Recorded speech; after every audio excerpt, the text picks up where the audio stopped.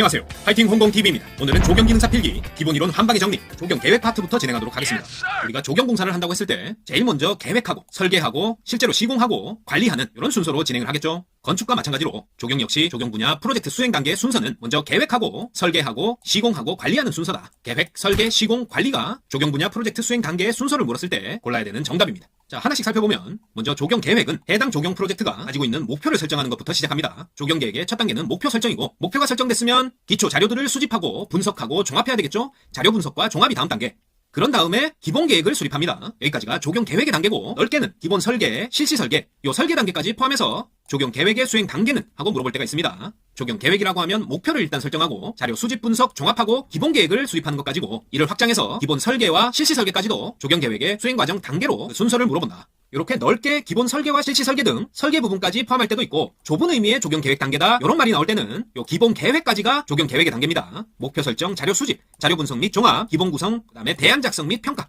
이것도 조경 계획 단계에서 하고, 마지막으로 기본 계획까지가 좁은 의미의 조경 계획 단계는 하고 물었을 때 포함되는 것들이다. 여기서는 기본 설계, 요 설계 부분은 빼고 생각해야 됩니다. 그래서 각 단계별로 포함되고 포함 안 되고 이런 것들을 물어본다. 자, 또 조경 계획에 대한 문제에서 프로젝트 수행 단계 중 주로 자료 수집, 분석, 종합에 초점을 두는 단계는 하고 물으면 조경 계획 찾으면 되죠. 자, 조경 계획 단계에서 가장 마지막에 계획을 완성하는 이 기본 계획 단계는 마스터 플랜을 작성하는 단계로 토지의 이용 용도, 지역 간의 동선 연결 체계, 하부 구조 시설 가설 체계, 시설물 배치와 집행 계획 등을 다룹니다. 기본 계획 단계는 마스터 플랜을 작성하는 단계다. 그리고 토지 이용 용도, 지역 간 동선 연결 체계, 하부 구조 시설 가설 체계, 시설물 배치와 집행 계획, 이런 것들이 기본 계획 단계에서 다루는 것들입니다. 그리고 여기서 토지 이용 계획이라고 하면 그 순서로 토지 이용을 분류하고 가장 적합한 지역을 분석하는 적지 분석, 그리고 각 용도에 맞게 이를 배분하는 종합 배분 순서로 토지 이용 계획이 진행됩니다. 토지 이용 계획 시 진행 순서는 토지 이용 분류하고, 분류한 다음 분석하고 종합적으로 배분한다. 토지 이용 분류, 적지 분석, 종합 배분의 순서입니다. 자, 조경 계획의 순서를 묻는 문제에서 용어가 전혀 다르게 물어볼 때도 있습니다. 주로 작은 프로젝트에서 조경 계획을 한다 그랬을 때는 기초 조사, 터 가르기, 동선 계획, 식재 계획 이런 순서로 조경 계획이 진행된다.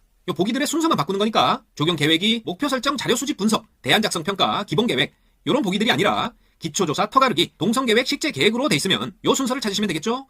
기초조사, 터가르기, 동선계획, 식재계획, 기터동식, 기터동식이다. 기초조사하고 토지를 용도별로 가르고 동선을 계획하고 마지막에 식재계획한다. 자, 이렇게 계획이 끝났으면 다음은 조경 설계로 넘어가는데요. 조경 설계는 기본 설계와 실시 설계로 나누고, 식재, 포장, 계단, 분수 등과 같이 한정된 문제, 전반적인 계획이 아니라 한정된 문제를 해결하기 위해 구성 요소와 재료, 수목 등을 이제 선정을 해서 기능적이고 미적인 3차원 공간을 구체적으로 창조하는 데 초점을 두어 발전시키는 것이 조경 설계입니다.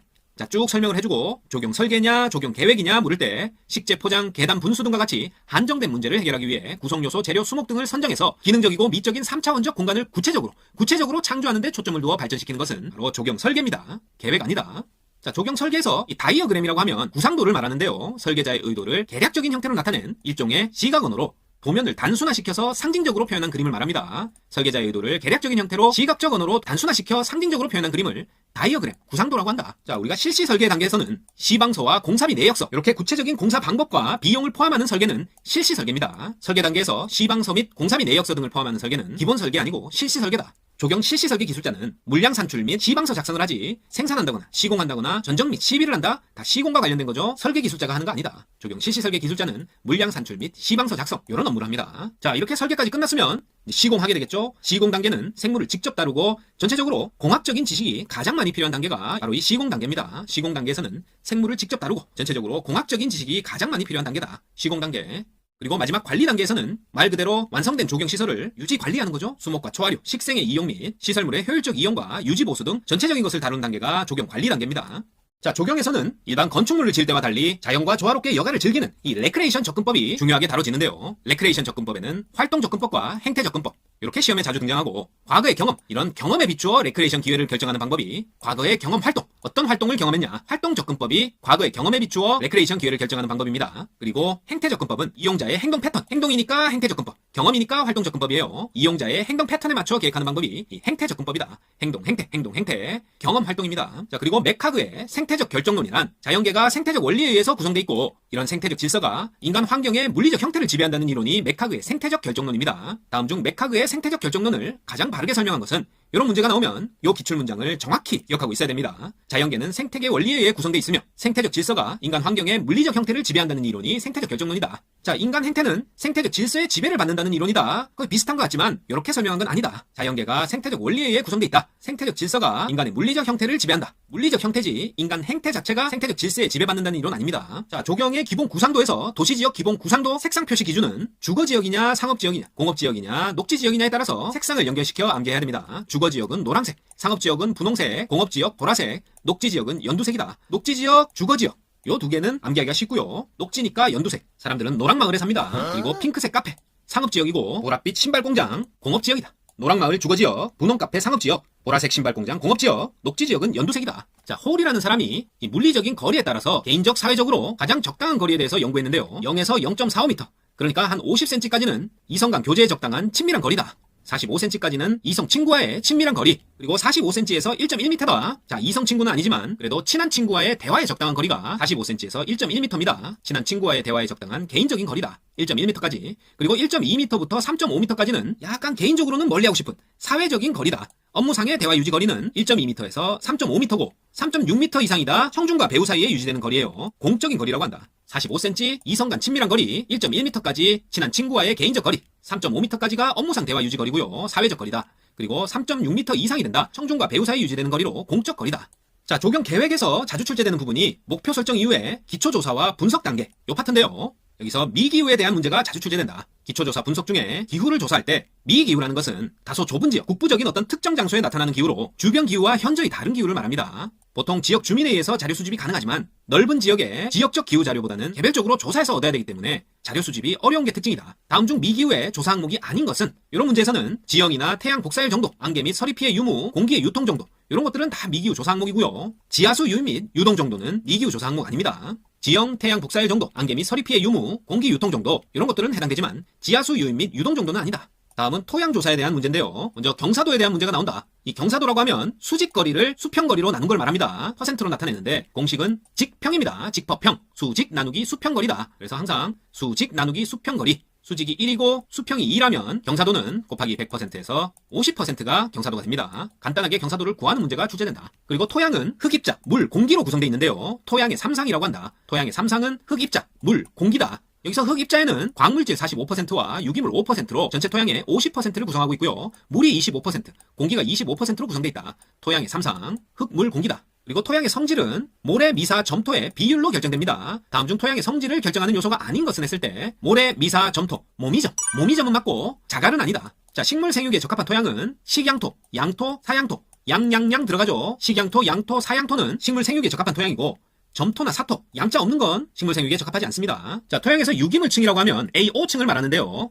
낙엽과 그 분해 물질 등 대부분 유기물로 되어 있는 토양 고유의 층으로 L층, F층, H층으로 구성되어 있는 게 유기물층입니다. 자, 뒤에 문제풀이에서 자세히 다루기로 하고 유기물층이라고 하면 낙엽과 그 분해 물질, 낙엽이 썩어서 대부분 유기물로 이루어져 있는 토양 고유의 층이다. 유기물층, A5층이라고 하고 L층, F층, H층으로 이렇게 나누어져 구성되어 있는 것이 유기물층입니다. 우리가 영구 위조라고 하면 토양의 수분이 감소해서 식물체가 심하게 식은 상태로 물을 주어도 더 이상 회복이 안 되는 상태. 모래의 경우 영구 위조 시 수분이 2에서 4%, 진흙의 경우에는 35에서 37%, 요 정도가 토양의 수분이 감소해서 식물이 심하게 시들어버려서 물을 줘도 더 이상 회복이 안 되는 영구 위조 상태다. 모래, 사토는 2에서 4%, 진흙은 35에서 37% 수준이다.